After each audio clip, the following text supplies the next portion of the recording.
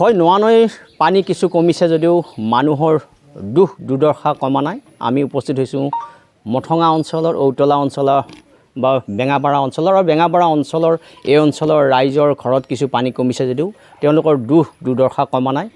সকলোৱে আৱেগিক হৈ পৰিছে। তেওঁলোকৰ যি হাই সম্পত্তি হাঁহ পাৰ গৰু ছাগলী সকলো উটি গৈছে আৰু তেওঁলোকৰ ভঁৰালৰ ধান পুখুৰীৰ মাছ সকলো নিয়াই হৈ গৈছে। তেওঁলোক শংকিত হৈছে কেনেধৰণে ঘৰখনত সোমাব, সাঁচতীয় ধন তেওঁলোকৰ হাতত নাই, কেনেধৰণে চলিব। হাহাকাৰ পৰিৱেশৰ সৃষ্টি এতিয়াও হৈ আছে।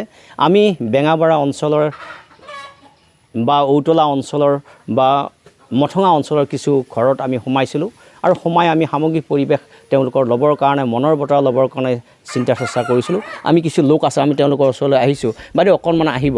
তেওঁলোকৰ আৱেগ বিহুল হৈ আছে, তেওঁলোকে শোকে খুন্দা মাৰি ধৰিছে। যিহেতু তেওঁলোকৰ পোহনীয়া জীৱ জন্তু বা তেওঁলোকৰ খাবৰ কাৰণে পানী বা গা ধুবৰ কাৰণে পানী বা তেওঁলোকৰ চৰাই চিৰিকটি যিসমূহ আছিল পোহনীয়া জীৱ জন্তু সকলো উটি গৈছে, ভঁৰালত ধান উটি গৈছে। তেওঁলোক ৰাতি থাকিব পৰা নাই। বিভিন্ন বিষাক্ত সাপ তেওঁলোকৰ ঘৰত সোমাইছে। এগৰাকী বাইদেউ আছে, মই আপোনাৰ ওচৰলৈ আহিছোঁ। আপোনালোকৰ ঘৰত এবুকু পৰ্যন্ত পানী হৈছিলে, আপোনালোকে নিশা কটাব পৰা নাই, এতিয়া বৰ্তমান আপোনালোকে থাকিব পৰা অৱস্থা নাই বা তেখেতৰ পৰা মই কিছু মতামত ল'বলৈ চেষ্টা কৰিছোঁ। ঘৰত থকা কোনো পৰিৱেশে নাই। আমি শিবিৰতে থাকিলোঁ 4 দিন কৰি, আজিয়ে আহিছোঁ। কেনেকৈ থাকিম? ঘৰৰ পৰিৱেশ দেখা পালে বেয়া লাগি যায়। ল'ৰা ছোৱালীক পঠাই দিছোঁ, বেলেগ ঠাইত পঠাই দিছোঁ। আমি কেনেকৈ থাকিম? দেখাই পাইছোঁ ঘৰ দুৱাৰ ভাঙি ছিঙি গৈছে। চৰকাৰৰ পৰা জানো আমি সুবিধা পাওঁ, খোৱাল বা গোটেইখিনি পাওঁ জানো? তাকে কামনা কৰিছোঁ। ধান পথাৰ চব শেষ হৈ গৈছে, পুখুৰী মাছ চাছ ওলাই গৈছে। আমি কেনেকৈ চলিম? চৰকাৰে যদি আমাক সহায় কৰে, ঘৰ দুৱাৰ যদি আমাক লগ বান্ধি দিয়ে, আমি বহুত ভাল পাওঁ। আজিলৈকে এটা চৰকাৰী ঘৰ দুৱাৰ পৰা নাই, অৰুণোদয় নাপাওঁ। সেইবিলাক জানো আমাক চৰকাৰে দিয়ে? ঘৰখনত ইমান দৰিদ্ৰ পৰিয়াল, চৰকাৰ বেলেগ ঘৰ দুৱাৰবিলাক পকা ঘৰ দুৱাৰ, আজিলৈকে আমাৰ এটা পকা ঘৰ দুৱাৰ নাই। ল'ৰা ছোৱালী এনেকৈ পঢ়া শুনা কৰি ডাঙৰ দীঘল কৰিছোঁ। চৰকাৰে জানো আমাক গুণ দাঙিছে? ইমান দুখ মানুহ আনিব নোৱাৰোঁ, লাজ লাগে ঘৰ দুৱাৰ দেখা পালে। কি বুলি ক'ম? উপায় নোহোৱা হৈছে। আজিলৈকে গৰু আনিব পৰা নাই, গৰু মাথাই থৈ দিছোঁ। কোনো এটা সুবিধা নাই গৰু ছাগলী ৰাখিব ঘৰত। গোৱালি ঘৰত পানী উঠি ভৰ্তি হৈ গৈছে, কেনেকৈ ৰাখিম? তাৰ বাবে মই কামনা কৰিছোঁ চৰকাৰ ধন্যবাদ। হেমন্ত বিশ্ব শৰ্মাই জানো আমাক চাই জানো উপকাৰ কৰে জানো, সহায় কৰে জানো, তাৰ কাৰণে আমি ধন্যবাদ দিছোঁ। কি বুলি থাকিম? এই ঘৰখনক কাক পৰিচয় দিম? ল'ৰা ছোৱালী পঠাই দিছোঁ। ৰাইজৰ ঘৰ দুৱাৰ পকা ঘৰ দুৱাৰ, মোৰ পকা ঘৰ দুৱাৰ নাই। বন্ধু দেখা পালি তোমাৰ পকা ঘৰ দুৱাৰ আছেনে নাই? মোৰ নাই। কি বুলি পৰিৱেশ কৰিম? মই ঘৰ দুৱাৰ খহি গৈছে। আজিলৈকে ভাত খাব পৰা নাই। কালি খিচাৰি ভাত খুৱাই আছোঁ, চাহো খাব পৰা নাই। চাহ আনিব বুলি কৈছে, এতিয়া আকৌ তাতে যাম, শিবিৰত যাম। এওঁলোক অহাৰ কাৰণে আমি আকৌ লৈ আহিছোঁ। তাৰ কাৰণে মই ধন্যবাদ দিছোঁ, জানো আমি সহায় পাওঁ বুলি আশীৰ্বাদ কৰিছোঁ। হেমন্ত বিশ্ব শৰ্মা আপুনি আমাক চাব, আপুনি চাব, তাৰ কাৰণে মই কামনা কৰিছোঁ। এইখিনিয়ে মোৰ ক'বলগীয়া কথা। এই ধৰণে আৱেগবিহুল পৰিৱেশ আটায়ে তেওঁলোকৰ চকুলো টুকিছে। যিহেতু নিজৰ আপোন ঘৰখনত থাকিব পৰা নাই। এটা চৰকাৰী আৱাস গৃহৰ কাৰণে বাৰে বাৰে অনুনয় বিনিময় কৰাৰ পিছতো এটা আৱাস গৃহ পোৱা নাই, অৰুণোদয় পোৱা নাই। এই ধৰণে চৰকাৰী অভিলাষী আঁচনিৰ পৰা বঞ্চিত হৈছে। তেওঁলোকৰ কেঁচা ঘৰ আৰু কেঁচা ঘৰো প্ৰবল সোঁতে, নোৱা নৈ প্ৰবল সোঁতে উটুৱাই লৈ গৈছে। তেওঁলোকৰ যি পোহনীয়া জীৱ জন্তু সকলো সমূলি নষ্ট হৈ গৈছে।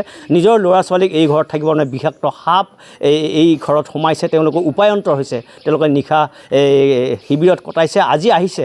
তৎসত্ত্বেও কিন্তু তেওঁলোকৰ এককাল পানী এতিয়াও হৈ আছে। ইয়াতকৈ ভয়াৱহ পৰিৱেশ হয়তো হ'ব। তেওঁলোকে ভয় খাইছে, যদি বৰষুণ আহি যায়, প্ৰতিকূল বতৰ আহি যায়, তেতিয়াহ'লে ইয়াতকৈও বেছি পানী হ'ব পাৰে আৰু বেছি ভয়াৱহ পৰিৱেশ হ'ব পাৰে। তেওঁলোকে চিন্তিত হৈছে আৰু অভিলাষী আঁচনিসমূহ তেওঁলোকে ঢুকি পোৱা নাই। এই মঠঙা অঞ্চলৰ এইসকল পৰিয়ালক আমি কিছু লোক আছে, আমি আপোনালোকৰ ওচৰলৈ আহিছোঁ। তেওঁলোকৰ যেনেধৰণৰ অৱস্থা, আপোনালোকৰ ঘৰত কেনেধৰণৰ পানী উঠিছে বা এই স্থানত কিমান এনেকুৱা পানী হৈছিল? পানী উঠিছে, গৰু ছাগলী আভ্যাৰ পৰা নাই, মাথৰি থৈছোঁ, মানুহ থাব পৰা নাই। শিবিৰত আছোঁ, খোৱা লোৱা শিবিৰতে কৰিছোঁ, ঘৰত খাব পৰা নাই। আকৌ ছাগলী তাগলী চব পানী উঠি গৈছে, সেই কৰি আভ্যাৰ পৰা নাই। আপোনাৰ ঘৰত কিমান পানী? এককল হৈছে পানী, এককল হৈছে। ঘৰৰ কাঠি চাঠি খহি গৈছে, ঘৰৰ ভাহি মেলিছে, আজি ঘৰৰ ভিতৰত থাব পৰা নাই। চব খাই শিবিৰতে আছোঁ আমি। এতিয়া কমিছে পানী? এতিয়া অলপ কমিছে ধৰ, হ'লেও মানে আহিবা অলপ অসুবিধা হৈছে। ৰাস্তা পদূলি পানী হৈ আছে। কিবা কৰি তাৰমানে আমি পাৰ হৈছোঁ ধৰ, কিবা কৰি আহিছোঁ। এতিয়া এইখিনি চৰকাৰে এতিয়া সোমাইছে বুলি কৈছে তেওঁলোকৰ ঘৰত। সাপ সোমাইছে, সাপ সোমাইছে।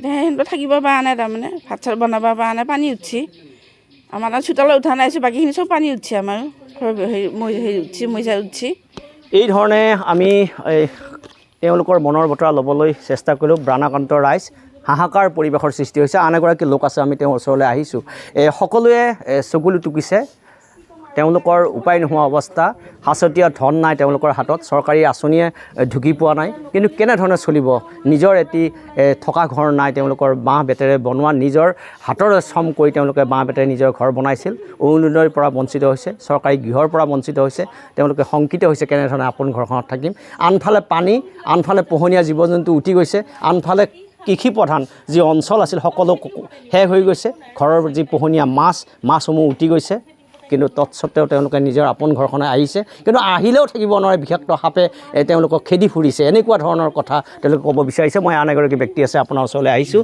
এই ধৰণৰ বানপানী যদি আপুনি দেখিছিলনে আগতে বিগত সময়ত হয় কিন্তু এটা কথা এটা হৈছে আগতে 40-45 বছৰ আগত আমি তেতিয়া সৰু আছিলোঁ তেতিয়া এনেকুৱা এটা আপোনাৰ ভূমিকা আমি প্ৰত্যক্ষ কৰিছিলোঁ কিন্তু এতিয়া আমি ভাবিছিলোঁ যে আকৌ যে সেইটোৱে হ'ব বুলি ভবা নাছিলোঁ কিন্তু আমি প্ৰস্তুতি হৈ থকা নাছিলোঁ যে হঠাতে যেতিয়া মাথৰি ভাঙিলে যেতিয়া তাৰপিছত মানুহখিনি এনেকুৱা না জল না থল হ'ল আৰু ৰাইজে সকলোৱেতো খেতি বাতি একদম ৰোৱা বোৱা শেষ কৰিছে তাৰপিছতে এই পানীটো যেতিয়া নেকি আহিলে এতিয়া ৰাইজৰ তো এতিয়া সম্পূৰ্ণ তাৰমানে আৰু মনবিলাক ভাঙি চিঙি গৈছে দিয়ক আমি সবিস্তাৰে প্ৰকাশ কৰি আছোঁ আমি সবিস্তাৰে দৈনিক আমি ND24 দৰ্শকক আমি দেখুৱাই আছোঁ সামগ্ৰিক পৰিৱেশ দেখুৱাই আছোঁ মানুহৰ দুৰ্দশা দেখুৱাই আছোঁ এটা কথা কৈছে যে মথাউৰিত যেতিয়া যিসকল চাকৰিয়াল মকৰল কৰা হৈছে জলসম্পদ বিভাগৰ তেওঁলোকে মটৰ চাইকেলেৰে অহা যোৱা কৰে কিন্তু যিসমূহ প্ৰতিৰোধ উৎস বা যিসমূহ পানী ওলাই যোৱা উৎসসমূহ তেওঁলোকে নিৰীক্ষণ কৰা নাই বুলি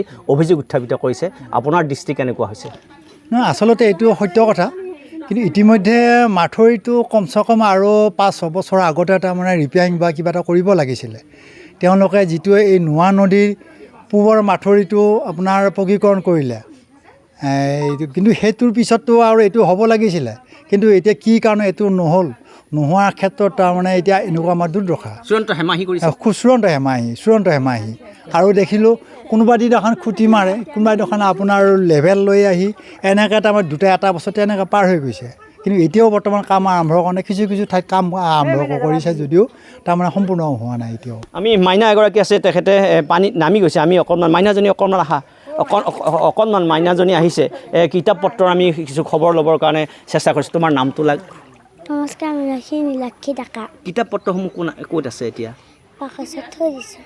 বাকচত থৈ দিছে এই কোন শ্ৰেণীত পঢ়ি আছা 4 তুমি পানীত বেছি নানামিবা বেছি নামি গ'লে তোমাৰ দেহত খজুৱতি হ'ব বা তুমি পানীত ডুবি যাব পাৰা আমি আইগৰাকী আছে আইগৰাকীৰ ওচৰলৈ আহিছোঁ আপোনালোকে নিশা কি পাইছে বা চৰকাৰীভাৱে আপোনালোকে কি সাহায্য পাইছে পাইছোঁ অলপ পাইছে কি পাইছে খোৱা জেগাখিনি পাইছোঁ অলপ এনেই আঁঠুৱা পোৱা নাই আৰু ফেনিয়াল পোৱা নাই এইখিনি লাগিব এতিয়া এই ধৰণে আমি মতামত ল'বলৈ চেষ্টা কৰিলোঁ দুৰ্দশা কমা নাই মানুহৰ বা কিছু পৰিমাণে বানপানী কমিছে যদিও মানুহৰ দুৰ্দশা কমা নাই তেওঁলোকে আটাই চিন্তিত হৈছে নিজৰ সা সম্পত্তি হওক পোহনীয়া জীৱ জন্তুৱে হওক খেতিপথাৰসমূহ নষ্ট হৈ গৈছে তৎসত্ত্বেও তেওঁলোকে আপোন ঘৰলৈ আহিবৰ কাৰণে চেষ্টা অব্যাহত ৰাখিছে আৰু এই ধৰণে যদি পানী বাঢ়ি যায় তেতিয়াহ'লে এইসকল ৰাইজৰ পুনৰ দুৰ্দশা হ'ব আৰু কমি গ'লে তেওঁলোকে পৰ্যায়ক্ৰমে এই স্থানত বসবাস কৰিব পাৰিব